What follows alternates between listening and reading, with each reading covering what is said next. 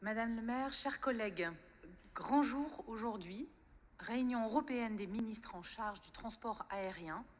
Le résultat, à l'initiative de la France, aujourd'hui 42 États et 146 entreprises viennent de s'engager à décarboner le transport aérien d'ici 2030. Nous sommes donc bien dans l'actualité.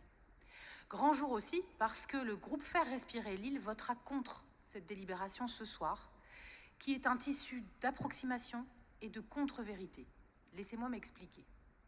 En premier lieu, nous ne pouvons pas accepter l'ensemble des affirmations que contient cette délibération. Elle indique en effet que la modernisation et l'extension de l'aéroport de Lille, telle que proposée, n'auraient pas tenu compte de la concertation de 2020. Cette affirmation est tout simplement fausse. Le projet a été largement retravaillé suite à la concertation. En effet, l'aéroport de Lille s'est engagé à ne pas augmenter le nombre de vols de nuit d'ici 2039. Et de plus, la réduction de l'artificialisation des sols est au cœur des études du projet. Suite à cette concertation, la non-réalisation du parking P7 tel qu'initialement prévu, ainsi que la non-réalisation du projet immobilier d'affaires, ont permis de réduire les surfaces artificialisées de plus de 8,6 hectares sur les 17 projetés. Préfecture comme ministère des Transports, qui certes n'a pas à émettre d'autorisation en soi, ont étudié le dossier qui, à ce jour, répond aux exigences de la loi climat-résilience, car il ne construit pas de foncier en dehors des emprises aéroportuaires. Cette délibération affirme également que le projet ne tient pas compte des positions prises par de très nombreux élus de la métropole lilloise. Alors je crois que là aussi, c'est ignorer le travail fait par la société porteuse du projet, dont les donneurs d'ordre, rappelons-le, sont la région et la MEL. L'évaluation socio-économique du projet est estimée comme favorable au territoire grâce à son impact sur l'économie locale. Donc ce texte que nous votons ce soir est en fait un plaidoyer politique démagogique qui positionne la ville de Lille en arbitre et lui donne une primeur finalement sur le débat métropolitain. Rappelons enfin que la majorité à la MEL, à laquelle beaucoup d'entre vous appartenaient depuis de nombreuses années, a accepté de confier à un concessionnaire la gestion de l'aéroport il y a des années, concessionnaire qui avait déjà en projet une augmentation de trafic et une rentabilité dont chacun avait bien conscience. Vous le savez, les communes sont très partagées car elles veulent un aéroport moderne et attractif et elles ne veulent pas non plus des nuisances chez elles. Ce n'est pas si simple. Le MEDEF, la CCI que vous avez cité tout à l'heure, la CPME du Nord sont eux très favorables à ce projet qu'ils estiment, entre guillemets, déterminant pour le rayonnement et l'attractivité de notre région.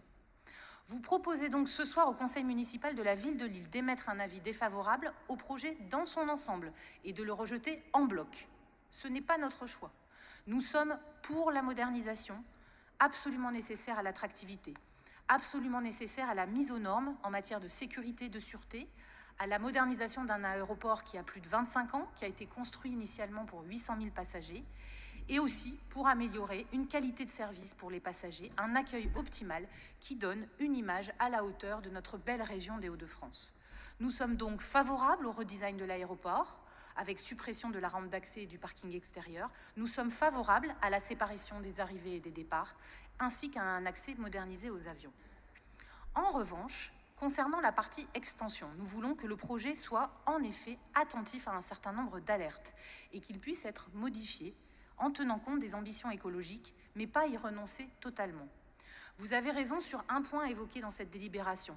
Les évolutions de nos déplacements, l'accroissement du télétravail, la prise de conscience de l'urgence climatique amènent à être certainement plus modérés sur les ambitions de croissance du trafic telles qu'évaluées et telles que le doublement annoncé jusqu'à 4 millions de passagers. Les habitants des communes survolées ont besoin de garanties sur la baisse des nuisances, notamment nocturnes.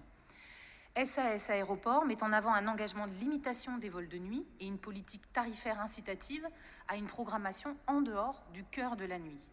Il faut savoir que très peu d'aéroports en France sont dotés d'un couvre-feu au sens propre du terme. Par contre, plusieurs aéroports sont dotés d'une disposition réglementaire de restriction d'exploitation imposant la nuit l'utilisation des avions les moins bruyants. Enfin, les utilisateurs de l'aéroport, s'ils vont croître dans les années à venir, naturellement, modérément, doivent trouver une solution de desserte autre que la voiture sur la 1. Tram, train ou bus. Et là, nous dénonçons à nouveau un SDIT métropolitain que vous avez voté à la mêle, qui n'a pas eu une ambition suffisante, qui n'a pas eu l'anticipation essentielle pour négocier avec l'État et la région les grands aménagements de notre territoire. Aujourd'hui, c'est une réalité. Même si l'aéroport voyait son trafic croître, on ne pourrait ni mieux ni plus y accéder avec la seule voie autoritaire existante. Les solutions de tram et de train sont incertaines, lointaines. Celle de l'augmentation de la fréquence des navettes pourra peut-être, à certains horaires, contribuer à une meilleure accessibilité. C'est à approfondir avant de lancer les travaux. Il nous faut enfin de sérieuses garanties sur la préservation des champs captants. Tout le monde est d'accord là-dessus, sur la préservation des ressources en eau de notre métropole. Nous sommes donc dans l'attente des résultats de cette enquête publique qui a le mérite de permettre à toutes les parties prenantes de s'exprimer et nous espérons qu'il en résultera la validation d'un projet nécessaire à l'attractivité de l'île avec une extension plus raisonnée, respectueuse de son environnement et surtout repositionnée dans le temps au regard du sujet de l'inaccessibilité de l'aéroport dont vous êtes, je le rappelle, co-responsable depuis des années. Pour conclure, Monsieur Bali, je ne vais pas passer un message à Jean-Baptiste Djebbari, ministre des Transports.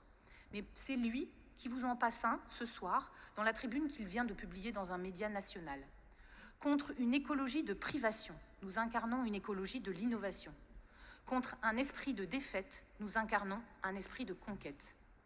Nous votons donc contre cette délibération et, en cohérence, nous ne prenons pas part au vote concernant les amendements. Je vous remercie.